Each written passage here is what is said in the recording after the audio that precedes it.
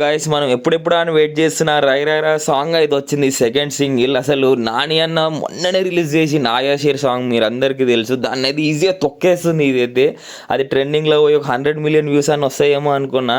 ఆ గ్యాప్లో అన్న సాంగ్ అయితే దించేసిండు. అసలు ఎందుకు అన్నకి నాకు తెలిసి రామ్ చరణ్ అన్న తప్ప ఇంకెవ్వరిని ట్రెండింగ్లో ఉంచే అలా ప్లాన్ చేయట్లేడు రామ్ చరణ్ అన్న. జనాల పల్స్ రేట్ కరెక్ట్ పట్టుకున్నారు.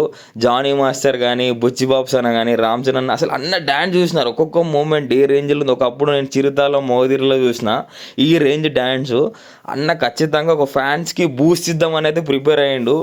ఇది అన్న ఈ పుష్పాలు ఇవన్నీ చూసినట్టు బాగా ఆ సినిమా ఏ మూవీలో లేనటువంటి డ్యాన్స్ కానీ మూమెంట్స్ కానీ అన్ని సినిమా రికార్డులు ప్లాన్ చేద్దామని గట్టిగా ఫిక్స్ అయ్యండి అన్న అయితే. ప్రతి మూమెంట్ ఇట్లా గూస్ బంప్స్ వస్తున్నాయి. అంతేకాకుండా ఇంకా క్రికెట్ ప్రతి సాంగ్లో క్రికెట్ని అయితే చూపిస్తుండు. క్రికెట్కి సంబంధించిన మూవీ అని మన జనాలకు అయితే ఎక్కిస్తుండు. మన ఇండియన్స్కి క్రికెట్ అంటే ఎంత పిచ్చో ప్రతి ఒక్కరికి తెలిసిన విషయమే. సో జనాల పల్స్ రేట్ బాగా పట్టుకుండు. ప్రతి డ్యాన్స్ మూమెంట్లో కానీ ఓ లిరిక్లో కానీ క్రికెట్ గురించి బాగా చూపిస్తుండు. సో సాంగ్ ప్రతి ఒక్కరు చూడండి చాలా బాగుంది.